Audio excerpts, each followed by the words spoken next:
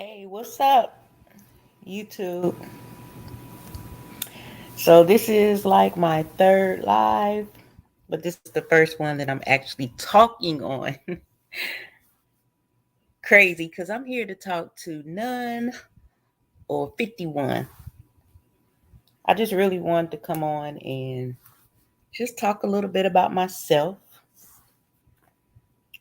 I am Jamaica Shear, preferably called Meek or hermeekness.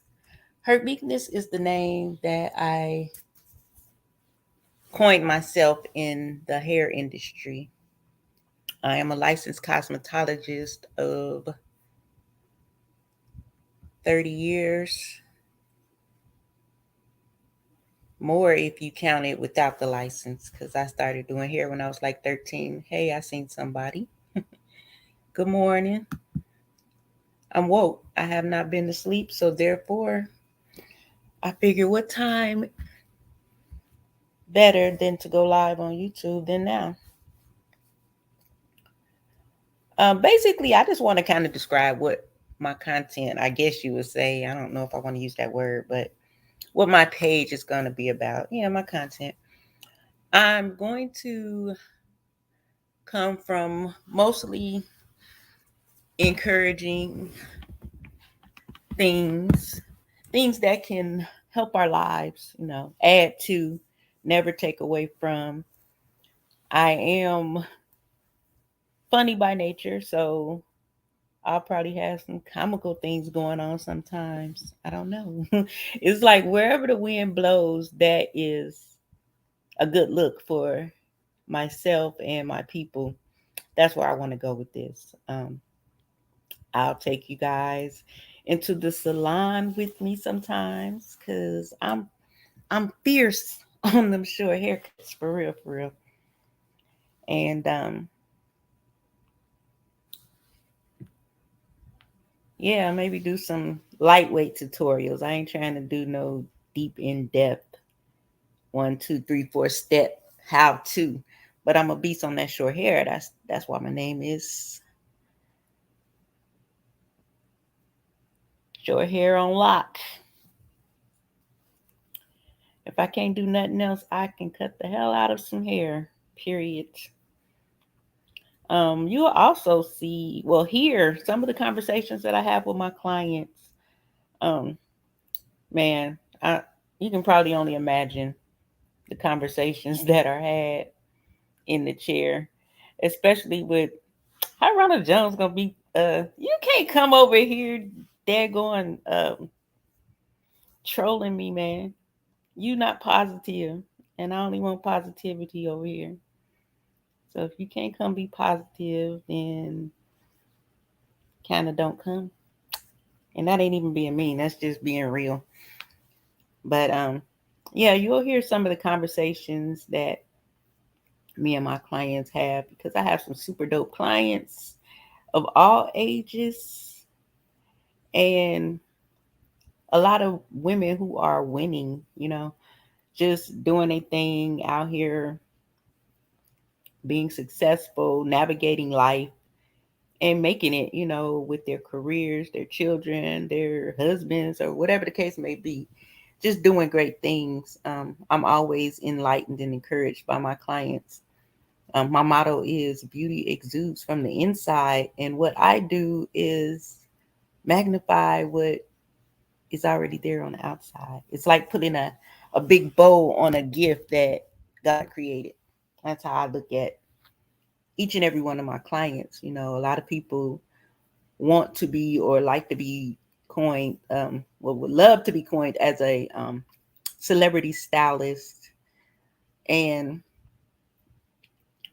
for me, if I was to call myself a celebrity stylist, it's not because I've styled a famous person's hair, but it's because I consider each and every one of my clients a celebrity. Um, just really wasn't about that for me. I've done platform work, I've done classes. I was on two different um, platforms at Bronner Brother and premiere shows, things like that. I was with First, I was with Major League Barber. That's where I got my start on platform at Bronner Brothers. That's a cool story because I was kind of just on MySpace back then. Y'all remember MySpace? Have y'all been on there lately? I'll be going in there sometime. It is so weird. But I was networking on there. And the only reason why I really even got on social media was to monitor my children. But I ended up seeing people that I knew in the industry, and I would post a lot of work and videos and talk about how I wanted to be a platform artist. And there was this man one day that popped up and just said, "You want to do platform? You want to be platform?" And I'm like, "Yeah." He's like, "I'm going to put you on platform." Next thing you know, I was in Atlanta a couple months later on platform.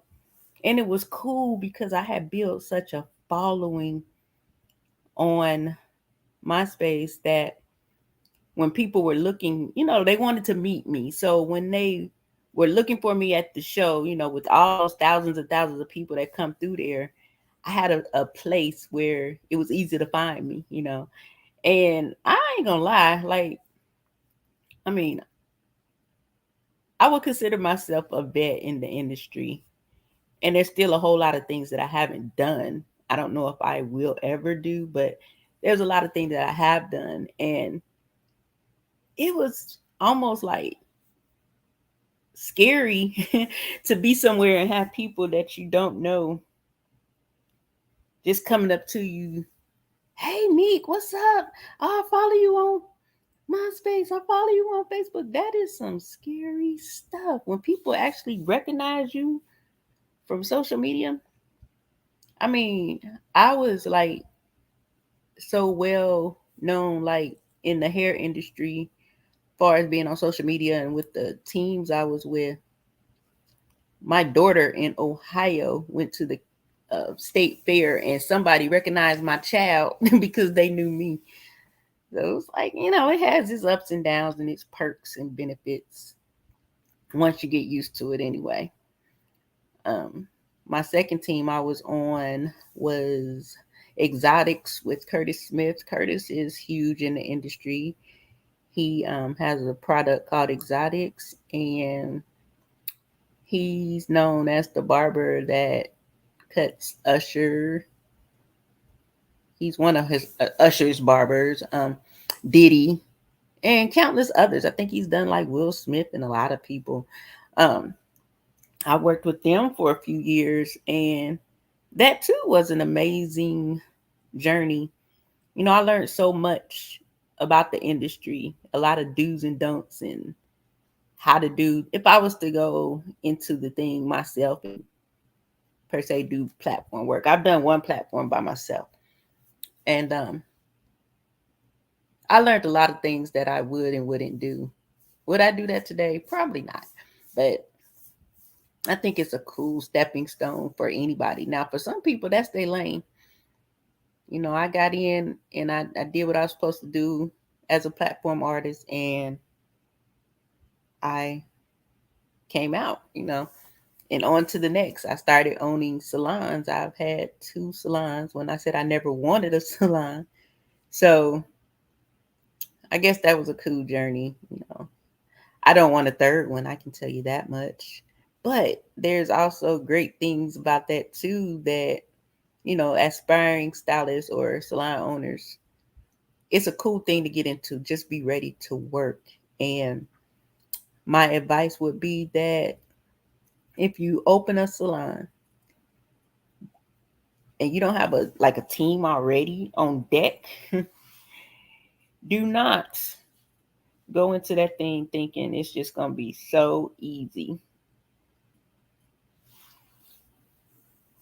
Because it can be challenging, and we know that where there's challenge, that a lot of times comes discouragement. And I would say just equip yourself to know that it's not a quick walk in the park. It's a long stroll on the beach. And you're trying to get to your destination of being successful or one of the top businesses in your area, whatever the case may be. Just be ready to do it with a staff or without until you get a staff. Because I think that becomes the thing. You know, everybody wants to open a shop, but when you open a shop, when it comes to filling it up, there lies the challenge, you know. Unless you've been blessed to be somebody that's well connected to a lot of stylists that you can place into your business at the time of opening, or, you know, however that may come, because it happens like that too. You know, I'm not here to say that a salon won't have a full staff in the beginning. What I'm here to say is, in preparation of opening up a business, just know that it could be just you. And if I had to give any great advice about opening a salon for the first time, I would say open it when you know that you can maintain it with workers or without. Hey Ronald, how you doing? Good morning. Why are you still awake? Yeah, just be prepared with or without. That's what I would say. Because you don't want to just hire anybody for the sake of having your salon filled. That's the first thing. Second thing is, you may have 5 people in the beginning, and next thing you know, they start dropping off. So it's like my mindset says, always be able to handle that business alone. If you cannot handle your overhead and your household at the same time, um, a wise decision would be prepare a little more. I'm all for stepping out on faith and jumping out. But if there's something that I've done that I can give you any kind of insight to that could prevent you from a pit or a setback, then I'm going to share it. You know, what you do with the information is solely up to you, but I think it's pretty valuable, because I think that in our industry, we get into this, a lot of people get into this mindset of, let's put it this way, TV, videos, movies, and all these things play a role in everyday life. You know, we have social media, not social media, but reality TV now, where a lot of people, super grown people, literally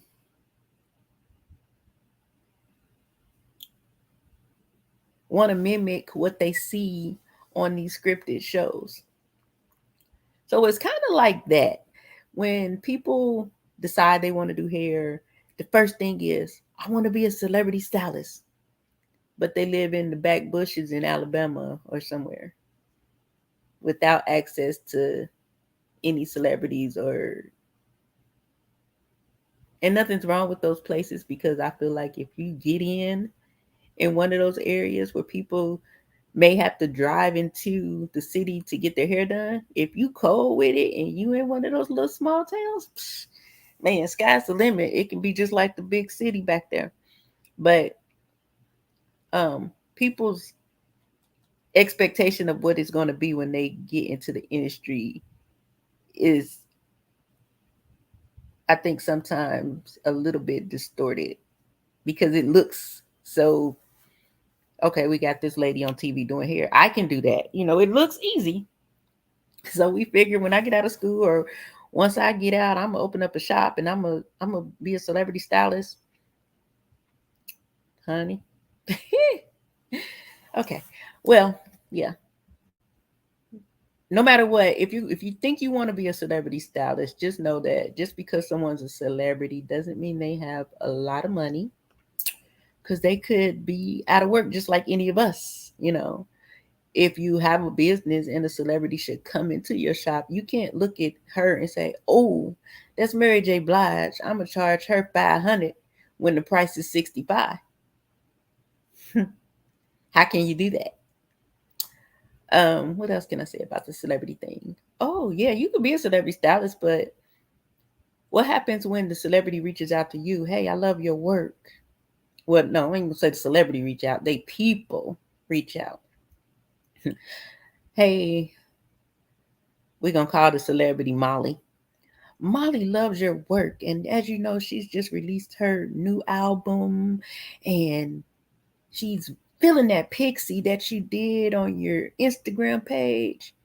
She thinks it's amazing and she wants you to style her hair in exchange for taking pictures, saying you're her stylist, and posting it on all your social media platforms, and she'll shout you out. But you ain't gonna never do Molly's hair again, probably. So, are you a celebrity stylist, or did you style a celebrity's hair for free? That's why I don't. That's why I say if Mary J walk in your shop, you can't charge her abundantly because she's well off. You have to treat all of your clients the same. So unless you got a contract with a celebrity, I don't think it's what people think. I don't know if I'm talking too much about this, but I ain't trying to be a celebrity stylist, so I'm gonna tell my views and thoughts on it. So here we go. Um, you have okay, that's one instance I know what happened. That's why you see a lot of different celebrities in different people's pictures. They do that. They will contact you on the back end, and I don't know if y'all have seen like some people be in they had their panties in a bunch. They have their panties in a bunch because a celebrity didn't hold up their end of the deal or something like that. Yeah, them people will approach you. So once again, don't let your eyeballs get you fooled into thinking that, oh, this person do that, she do that, I can do it too. Because you never know how a person comes by something. It looks one way on the surface, but on the back end, it was just basically a pro bono just to get a shout out and some pictures. Yeah, I hate to bust your bubble. um, Not saying that celebrity stylists aren't real and they don't exist and you can't do it. What I'm saying is research. Put yourself in a position to be approached or seen or to present to a celebrity. Don't just think that if you do hair, you could just go out here and do celebrities' hair because it don't happen like that. And again, like I said, all celebrities aren't rich. There are some celebrities that are just famous. You know, they're famous, but they might not done a movie in 10 years. What do you think their income is? Don't mean they got a lot of money. So that's the first thing I would think about that. The next thing what they would say is, "Oh, I can't wait till I get out of school. As soon as I get out, I'm gonna get me a shop." But you don't have a clientele yet. You don't know anything about business yet. You really don't know what it takes to open up a salon. You don't know about negotiating when you're going for your commercial property because the average person that doesn't investigate or doesn't know will go into one of these properties and call and boom, pop in, pay all this money on the front end, not knowing you can negotiate like some build out time so that you can, like say for instance, if I go in and I negotiate, hey, I want to come in, say the building is 1,800 for the month. I'll go in and I'll be like, I really like this spot. Do you think you can do it for 1,550 for the first 6 months and with 3 months free, something like that. And a lot of times it's like, well, what I did was I just said something stupid like, I need 8 months free and can I get like 1,100 rent? And I think my rent was like 1,381, something like that. And what happens is you go high and they negotiate down to probably where you're really in reality you're trying to get. So it's like if you don't like investigate those things before you want to jump into a business. And like I said, if you're not prepared to do it by yourself, like handle that lease and the lights and the water and all that stuff all alone, just wait. It gets greater later. Build yourself up, build your brand. That's another huge thing. A lot of people want to pop into businesses and have their own and don't have no brand. It's like, who are you? What do you do? Where are you from? How did you get here? Like you need to build your brand. And that's with any business, but like especially in the hair business, a lot of times people will be on social media promoting their hair business. And the one thing that's a huge, what is the word I'm looking for? This what happened when you only talking to Ronald Jones. One thing that is a pet peeve, yeah, such a simple word. A huge pet peeve of mine. Hey, Ronald, can you hear me? Okay.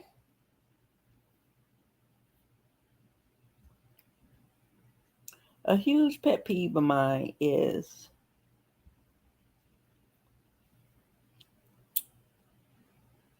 hold on.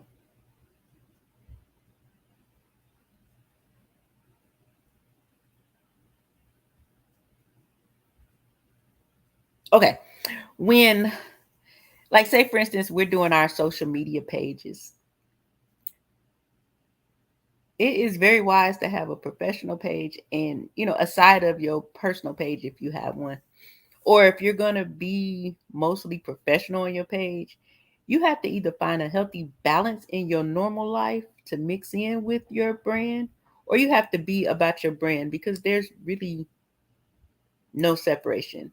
And for me, I would say build your brand around who you are, because if you don't,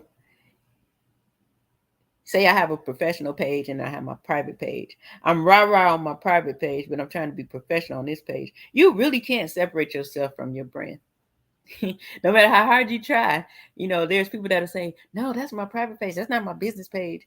But you're still that stylist that's providing that service. So if you're on your professional page and you're showing your business and your work and you want people to come and see you, but then you're on your personal page calling women bees and extra stuff like that, in this industry you should love women.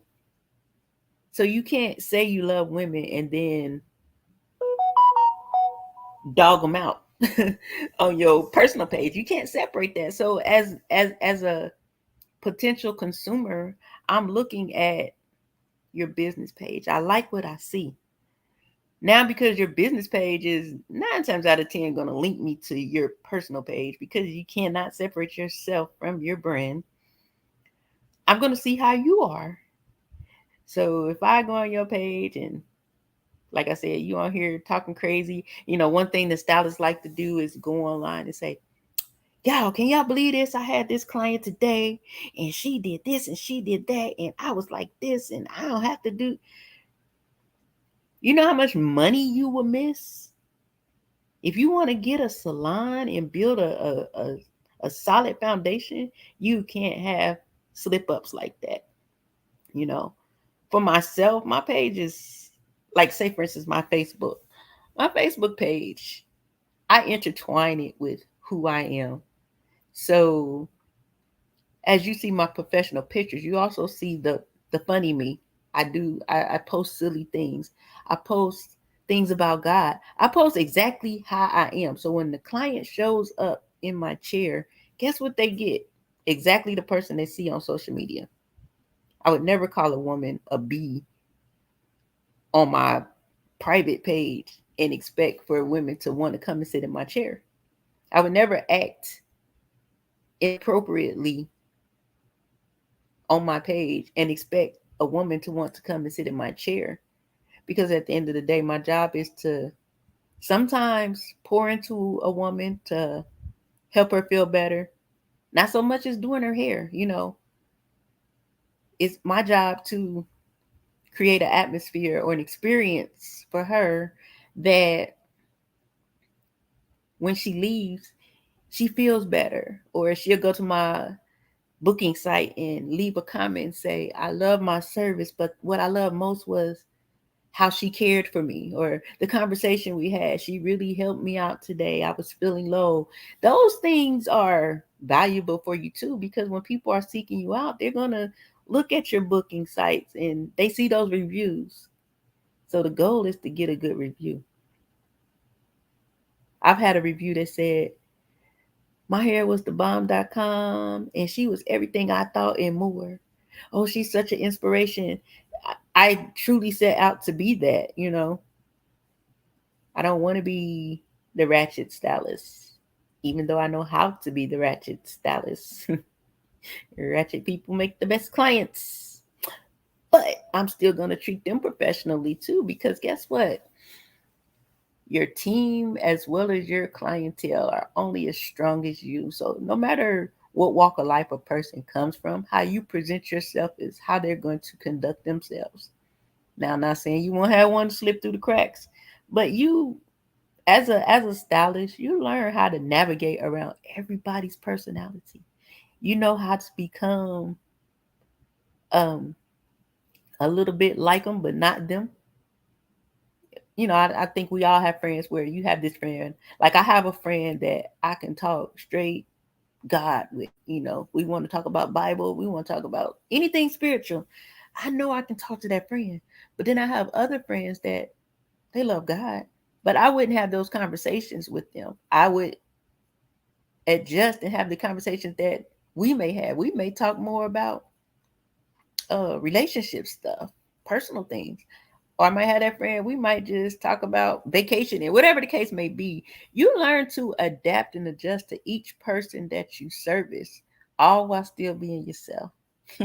It's like you sell yourself too. You know, how you look when you're behind the chair, how you present yourself over the phone. Oh my God, let's talk about that. How you present yourself over the phone as a hairstylist. Y'all see the post where people be like, oh, I called somebody and they didn't do this, or they said that, they didn't answer their phone. And y'all, very important how you treat people on the phone. You can't be in a hurry. You can't brush them off. You can't keep them waiting.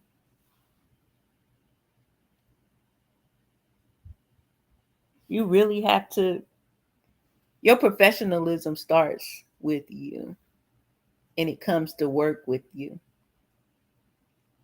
And it's outside of work with you. You know, like if you're talking to somebody about what you do, you can't not be professional.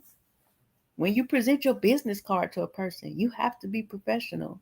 So therefore, when that person that you gave that card to calls you on the phone, you have to be professional. Be concerned. Act like you care. I used to have a bad habit of not asking people their name. And then when they came to hear that, I'm like, what was your name?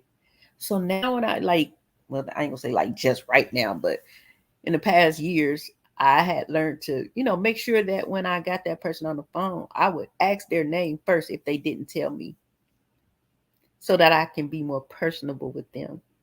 Hey, Miss Brenda, how you doing today? What can I do for you? How'd you hear about me? Did someone refer you? Oh, I got it off Google, or I ran into a lady you did in the store. Then I've started a little dialogue with her. What is it that you're wanting done, or that I can do for you? Well, I'm dealing with a little of this, a little of that. Do you do XYZ? Yes, I do, Miss Brenda. When were you looking to come? Would you like to come for a consultation first, or would you like to come for a consultation and would you like to book your appointment at the same time?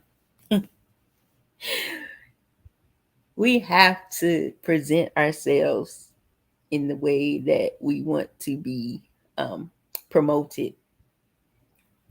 You know, if you want people to put out a good word about you, then you have to give them something good to say about you.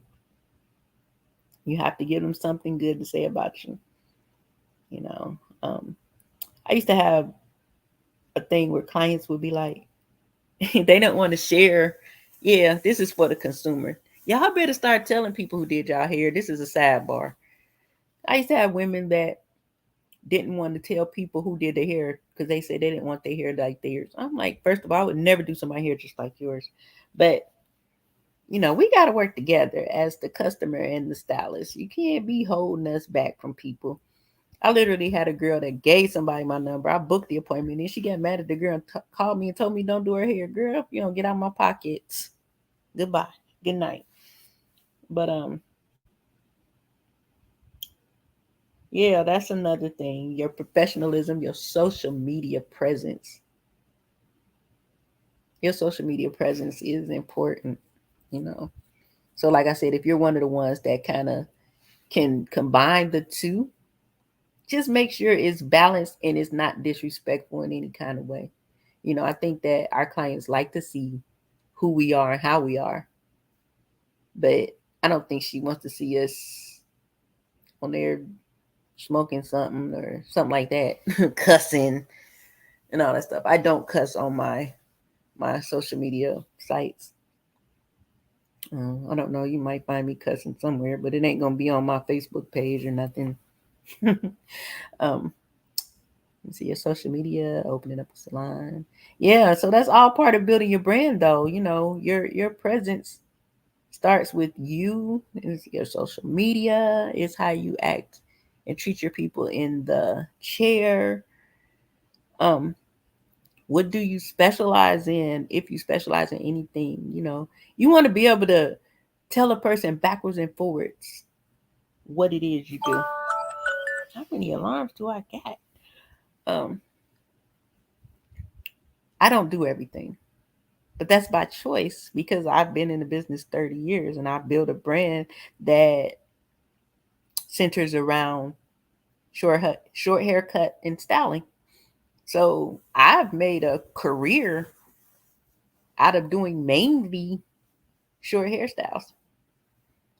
I do blowouts, I do wraps. I'm not saying I just solely do short hair, but I don't do sew-ins.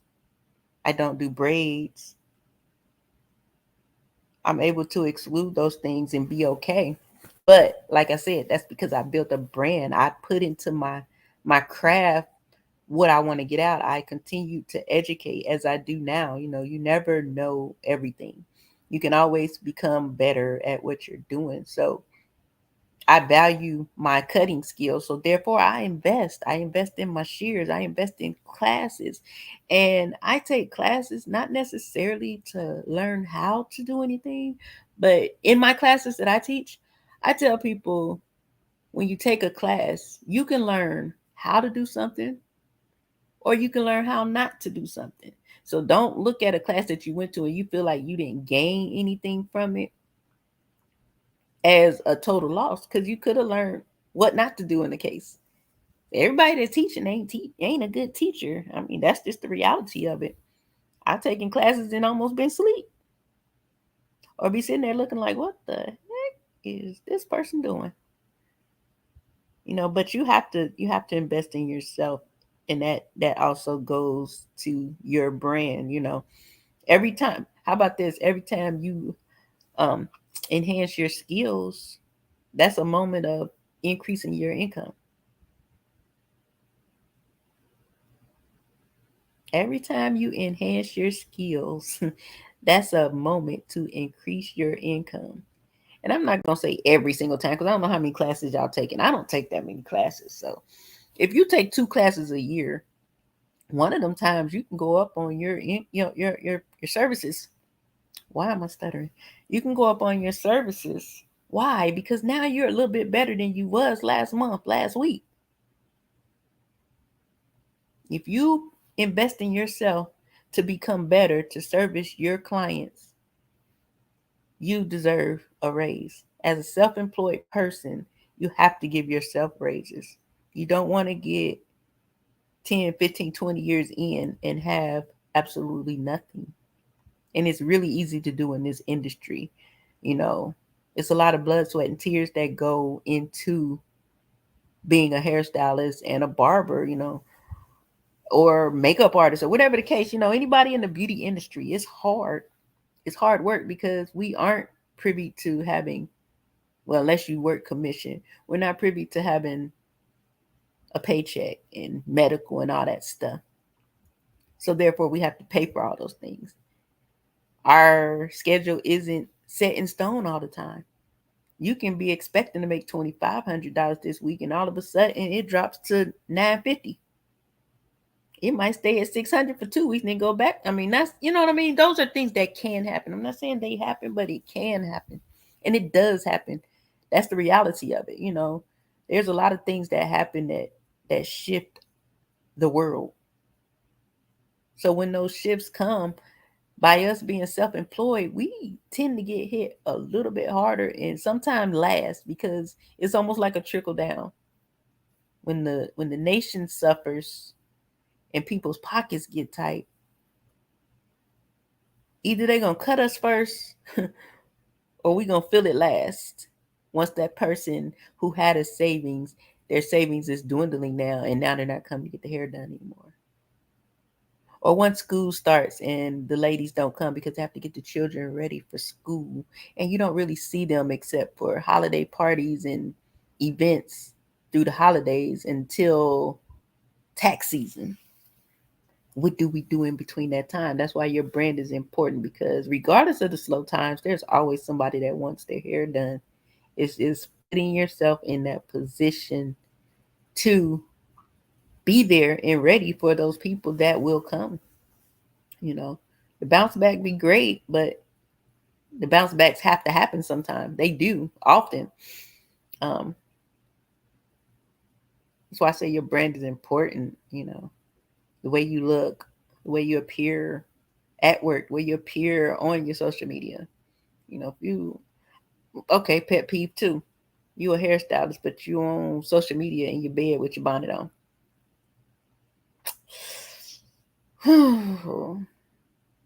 With a gown. Oh, God, I just had a vision. Come back, me, come back. Lord have mercy. Don't be on here on. Do you see how I got my avatar up? See how cute I look on there? I got my little makeup on, and I had a little bit of hair, and the little pixie, and yeah, poppy collar. If you can't get yourself together to do a video, put a pretty picture in the avatar. Thank me later. Because if I see you on social media in the bed talking about the hair game with a bonnet on and a gown with cleavage everywhere, I'm going to talk about you. I might not drop in your chat and say nothing, but I'm going to talk about you. I promise. Because I'm just not going to believe it. I'm like, oh my God, why? I'd be hurt, man. I'd be so hurt. Sometimes stylists do things that it hurts my heart, because I'm serious about this. You know, like, I don't know what else I as of lately, I want to be a marriage counselor. I ain't even married. But before now, it's like I never really thought about what else I want to do or would do. Because this is what I do. This is my passion, and it's linked to my purpose. But it's like, I don't know. I just get frustrated sometimes with people, especially people that are like younger. That's why I'm just talking. I don't know what's going to come out about what I'm talking about. I had no idea what I was getting ready to talk about. But anything I think of that can help anybody in the industry that's up and coming, I'm hoping that I touch on it. You know, even people that have been in the industry and maybe kind of shied away and now they want to get back. You know, my thing to those individuals, you know, male or female, because we do have a lot of awesome men stylists. I get a lot that, like, I've had people contact me and say things like, you know, I used to do hair and I stopped and I started working, but I think it's too late, or I'm kind of old now. And I'll be like, well, what do you think I am, a spring chicken? Only difference between me and that woman is I didn't take any time off. I've been doing hair forever. And I can't stop right now because this is how I make my money. I get in my car and DoorDash, but that's like supplemental income. That's not my career. I do hair. Um, but I feel like it's like riding a bike. Just get back in it. Um, I don't think age is a factor. If you got out when you was like 38 and you like 43 now, you want to come back. Don't look at yourself like I can't or I'm too old now, because that's not the truth. I don't care if you're 59. If you want to do hair, then do hair. Don't get discouraged if you want to slide back into the industry. Just come back in ready to work, and build your brand, do your social media pages right, meet people, make connections, and get out there and do some hair. Like, I'm getting ready to be on a whole nother journey in my life, and it's scary, but I have to do it. Regardless, my journey is going to consist of a whole new clientele that I have no idea who they are right now, because I'm taking my talents elsewhere. Period. I am at a crossroad where this will be the last shebang in my career. I'm not ready to quit doing hair by any means, but anything I didn't snatch up before now, I'm going to snatch up next. I'm getting ready to snatch it up. So whatever goal I may not have met, I will be meeting it. Whatever level I didn't exceed, I will be crushing it. My bank account will be sitting nice. Yeah. My impact is going to be felt. That's how I look at it. My impact is going to be felt. I was thinking about everything that I had to get ready to do. This is not going to be my first time. I relocated to South Carolina from Ohio, and I came here with nothing and with no one. So I ain't scared ever. But this is going to be sweet. Once you've been through something once, you know how to do it the next time. So, um, a big faith leap is what it will be.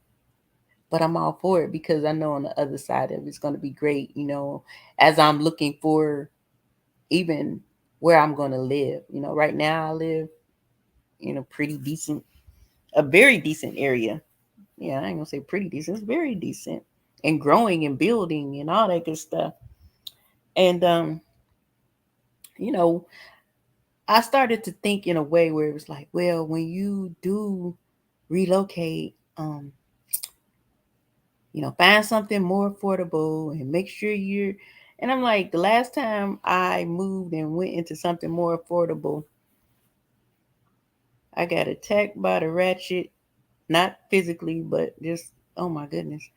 And they had roaches, and I don't live like that. So, one thing I will not do is set myself back.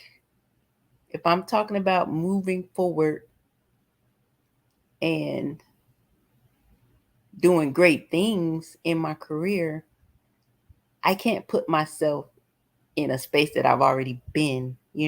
I've been in the lower range. Now, I'm not saying I don't want nothing affordable now. Don't get me sounding crazy. But what I'm saying is, I'm not going to go living less than I'm living now because I'm starting fresh somewhere else. I feel like if we do that to ourselves, it's like a demotion. If I'm paying $1,500 rent now, I shouldn't move with expectations of growing and looking for somewhere to live for $900. And I'm not saying you can't find anything nice for $900, but I want to keep my lifestyle the same because it's going to get better. I don't think that, okay, y'all know how they say, how we say, oh, God enlarge my territory. But then we stay in this same small shoebox, but we steady saying enlarge my territory. Sometimes our territory isn't enlarged because we don't go into larger territory. That's like going fishing at the edge of the water, but they tell you all the fish is in the middle where it's deeper. So if I just stand on the edge and I fish, what am I bound to catch? Whereas if I activate my faith and I go out there into the deep end, in the middle somewhere, and cast my fishing rod, I'm bound to catch everything that I asked for, enlarge my territory. I can't be enlarged if I go and put myself in a smaller space. So therefore, it's going to be equal or better, because what I believe is when I get there, when I touch down, it's on and popping. I'm going to have the apartment that I want. I'm not going to go into one that I don't necessarily want until I get to this place. No, I'm going to go in that place expecting that, okay, God, you had me in this place. You're going to have me in the next place. And what you're going to do is provide my rent like you do right now. Like, I can't change my thinking because I'm getting ready to start over, But that's the excitement for me. I'm almost like a thrill seeker. And the way I best describe myself is, if I am going to go skydiving, I would be the one that be in the plane like, yeah, let's go. Jump, boom, snatch back and get my backpack and put it on me. Would I do that literally? Hell no. But I'm just saying that's the type of person I am. I'm like, jump first, figure it out later. That has been mostly sweet, but it can be bitter sometimes. But I'm never scared, I feel like there's nothing behind a failure but a try. Not trying is failing. Okay, so I go where I'm going and I get this place, and maybe it ain't going like I thought. What do I do then? Do I back down and go and find a smaller, more cheaper? No. How can I make some more money? Get it by any means necessary. Just sell me some chicken dinners. I don't care. I'm going to get it. I'm not selling no chicken dinners. Hello, person number 2. I don't know who that is, but good morning. In this industry, so I'll segue into that since I was talking about that a little bit. You can't be afraid. Sometimes it can be unnerving in this industry because we deal with so many personalities. You never know sometimes what you're going to get from any character. We all have days and we all have character. We all have personalities. So sometimes you don't know, but you just can't be afraid. If it's something that you want to do it.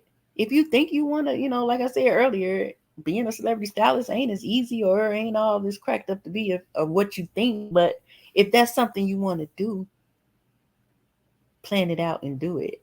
How do you do it? I feel like you got to position yourself somewhere where there are celebrities, number one. And number two, your brand. Build your brand to cater to focus on, to target those people. If you want to do a salon, like I said, it ain't all easy. But if you want to do it, do it. Like, don't not do it. Just know that there are things that could happen or pop up that you need to be prepared for. At least prepare for those things on the front end. I may have to take care of this business without a staff for a while. How am I going to get staff? What do I need to do to generate somebody to come and work in my shop so that my business makes money for itself and I don't have to pay this overhead out of my pocket? What's the location I'm going into? What's the average income of the people that live here? Those are things that, because I am the person that jumps and then go back and do the groundwork sometimes. Those are some of the things that I think that I may have missed in my second business. I think it was necessary though, because I think okay, let's go for a quick story time. I decided to open up my second business. The first one I was in a partnership, and then I left the partnership. So a couple of years later, I opened another one. And me being here by myself, I don't really have like a lot of, like, say, I don't have the cousins and brothers and friends and things like that to call for help. And the people that I did call for help, man, I don't even want to talk about that. But anyway, I learned how to do a paper bag floor right here on YouTube. So I got this building. It was already a salon. And I spoke these things. I want my salon to be in this area. I want the lease to be this much. I want it to be this size. And I needed to already have been a salon before. And I pulled up on it. So I know it was a good thing. So I didn't really have to do much. I went in there. I figured out what colors I wanted. I painted pretty much myself. A couple people came through and helped me paint a little bit. The prior lady had like 9 billion holes in the wall. I don't know what she was nailing up, but boy, I'm pretty sure it was up there. So I had to pull out all these nails and tacks out the wall. So luckily I had somebody with that, but I went on YouTube and learned how to do the the sanding and the speckling. I did all that, plug them holes up, sand them down, paint it. I put that floor down, 1,100 square feet. I think I probably did, I would say about 1,000, because I didn't do the back area, but I did that myself. Like the whole floor. I think I had help maybe 2 days out of and the thing was, I had 3 months free. If I would have had a team to really help me, I probably could have got it done in a month and had a couple of months to, have a little cushion. But that didn't happen because I didn't really have help. But during that process, crazy. My shop was in between a bar and a church. I used to be like, well, I know this is the Jesus spot right here, because man, we got the drunks and the saints over here. But it was a pretty sweet spot because the men in the bar that did work, sometimes I would get work done by them at a very decent price. And then the man at the church, he would come through and, offer us things like that. But anywho, here nor there, I would work like twice a day. I did it almost like how people work out 2 a day. I would get up early in the morning, go in there and work on my floor. And there were times that I would sit in the middle of the floor and say, what in the hell did you get yourself into? I remember before my dad passed, I had called him. My daddy was a barber, like all my life. And I called him because I wanted to tell him what I was working on. But he had no idea how bad I was crying on the other end of that phone. And I'm like, Dad, I'm opening up a shop. He said, okay, you can do it. You've done it before. I said, I'm doing all the work myself. And it's so hard. My dad did not know. I was in the car boo-hooing. Why? Because I was tired. And I was just sitting there like, oh, Sheer, what did you do? What have you gotten yourself into? You shouldn't have did this, should you? I mean, there were so many moments I wanted to give up. It was so many moments I wanted to give up, but I kept pushing. Only thing I could do was sing gospel music, play sermons, and keep moving. And I had somebody come in and do the electric and the plumbing. But the overall hard work, I did it alone, So that's why I say plan, if you want a business, make sure you got some help. If nothing else, make sure you got some help.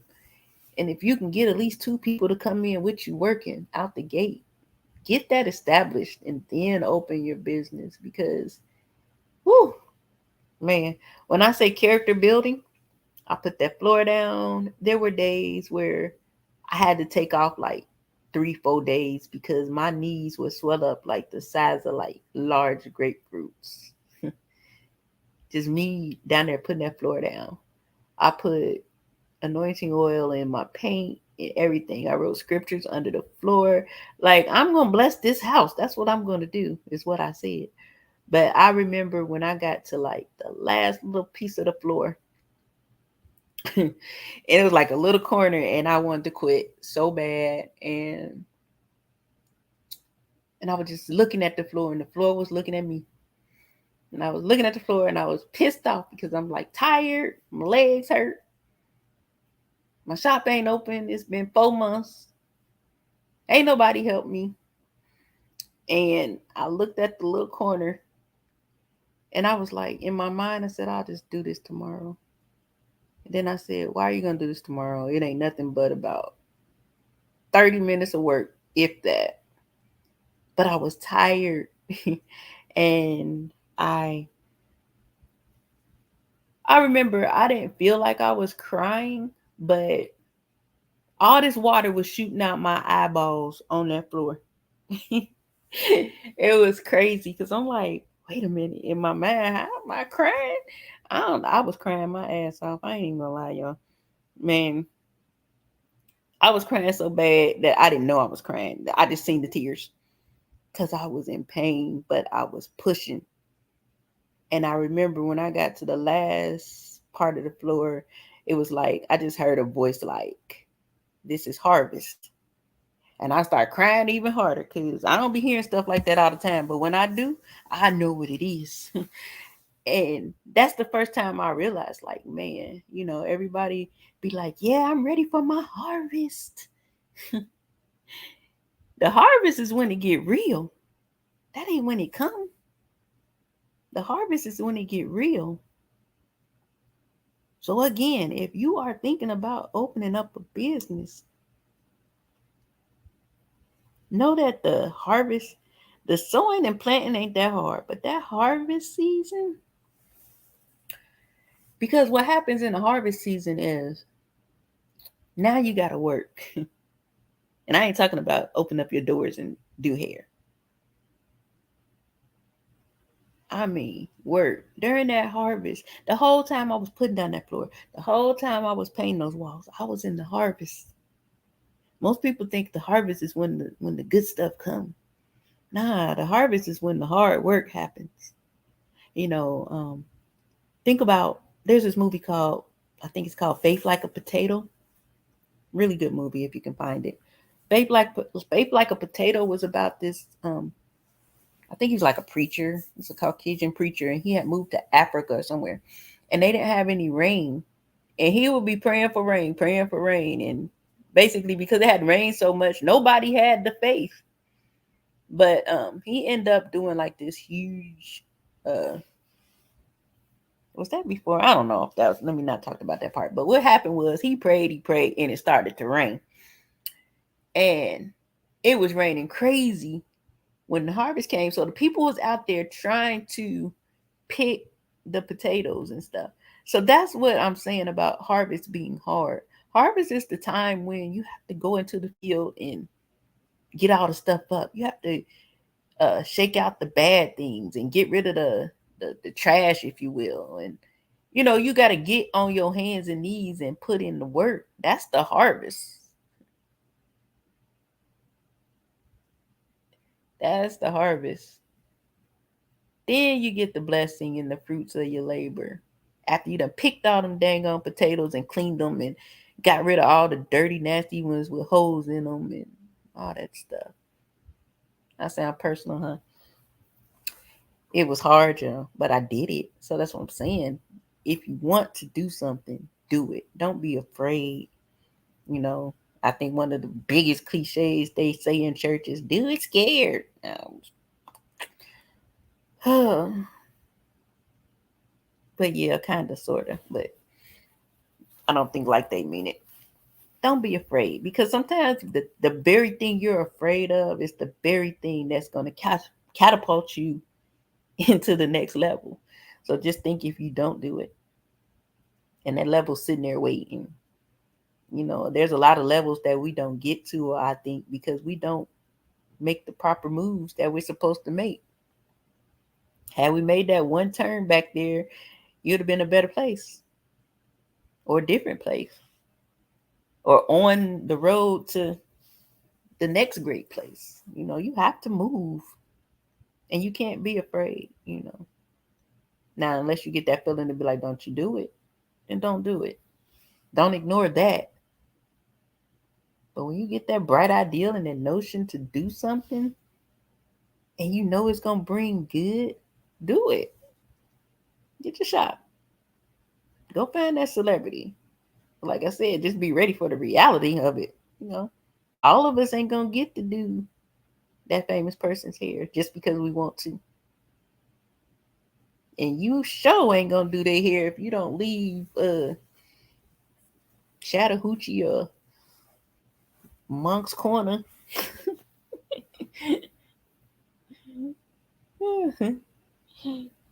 You're not going to do it. Oh God, Ronald Jones. I back. Yeah, you just have to do what you set out to do. Be a woman or man of your word. If you say you're gonna do something, I'm gonna open up a shop. Write it down. That's another thing. We run around here loosely saying, write the vision and make it plain.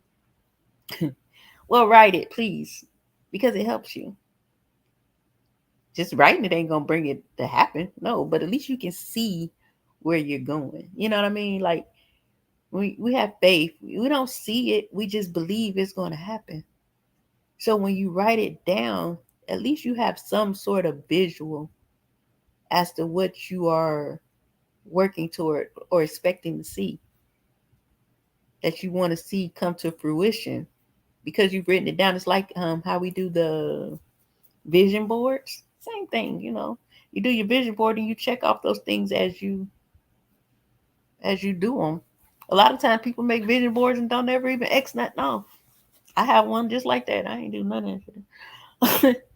I ain't do none of it. That's why I say I'm not that person. I will write down my plans though. I have to. But I'm too spontaneous for vision boards. That's the bottom line. I'm too spontaneous for vision boards. And yeah, no, I can't. But I think they are a good tool though. I really do. Now, will I do one just for the visual of the thing and not necessarily to say, okay, I've done this and exit off? Yeah, because like I said, it's like writing your vision out. You can see it. If I want this type of house, I will put that house on there. But like, yeah, I remember that house I was trying to get. Look where I live. Yeah, so don't be afraid. What else can we touch on real quick before I get up off here? I'm really just trying to build up my hours, my watch hours. See, YouTube changed. I was monetized before, some years back. I don't know what they changed, but when they changed it, they snatched it. And then you had to get all these hours. Back in the day, you didn't have to have 4,000 watch hours? You didn't have to have all that. That's why I have over 2,000 subscribers and not monetized, because they took it. When they changed their stuff, I don't know what they changed, honestly, because I hadn't been on YouTube for a long time. But this is one of those things that, when I say just do it, I've been saying I'm going to do something. I'm going to do a live. And I haven't done it. So that's why, because I was woke, I said I'm going to do it. I guess I ain't going to sleep at this point. But let's see, what else can I tell y'all real quick? Hair industry, get into business, celebrity, continue to grow, learn, sharpen your craft, your skills, build your brand, make it look right, act right. Please act right. Because I'm going to tell you what, you know how they say word of mouth is the best advertisement? It can be the worst too, because if somebody put a bad mouth on you about something, whether it's true or false, that thing gonna go hard, and you're gonna be looking like, why don't I have no clients? You will never know who put their mouth on you that will cause people to be like, oh no, I heard about her. You will never know. Never. I had a lady that did that to me, And this heifer was telling people I wasn't even living in Charleston anymore. Like, to this day, I would have people be like, oh my God, I didn't know you still live here. People will put a bad mouth on you and will have you jacked up. So it's like, if you do nothing else in this business, make sure you conduct yourself accordingly so that people won't have a sour taste in your mouth. You know, we all have moments. If you have a moment, make it right. Make it right. As professional as possible, you know. I'm not saying be a pushover to people, but just try not to get into those accidents with folk. Because people will push and provoke you in this industry. All my seasoned stylists know this. People will push you and they think you're not supposed to respond. See, I'm pretty dry on stuff like that. I done numbed up to anything that can possibly happen in the chair. Only thing that haven't happened to me in a shop is I got in a fight. I hope it don't happen. But yeah. I've never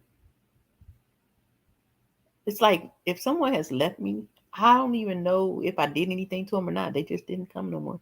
That's fine. I kept growing. You know, for each one you lose, you gain 3. I had my first person that I literally had to fire as a client. And I did not like that, but I'm not playing with my peace with these people. So that, yeah, let's talk about that. Don't let nobody jack up your peace because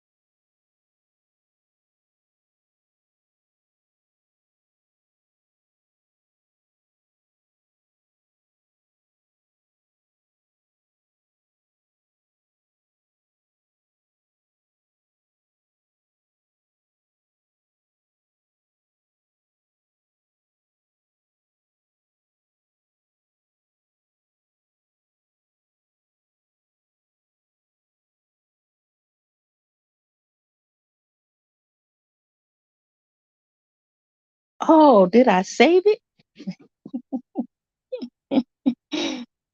Uh, I think I'm still here.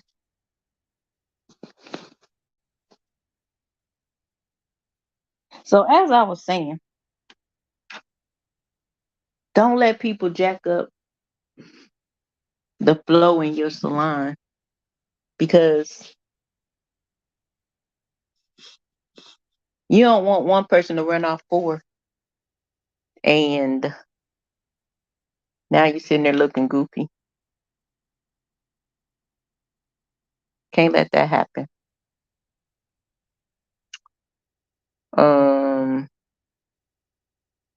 See what else.